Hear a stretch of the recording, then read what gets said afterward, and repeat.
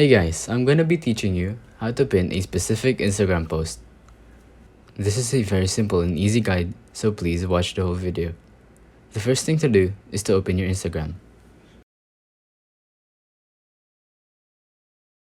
You will be taken to your homepage. Once you're here, tap on your profile icon. You will see your posts under this tab right here.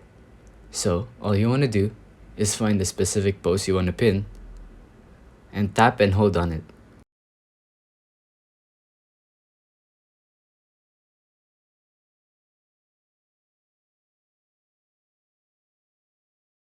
As you can see, there's a pin option, and all you have to do is click on that.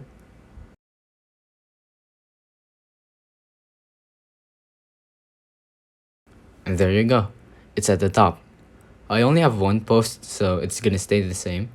But if you have plenty of posts and you wanna pin a specific one, then that's gonna be at the very top. It's that simple. If you think this video was helpful, please consider liking, subscribing, and hitting the notification bell. If you have any questions, feel free to comment down below.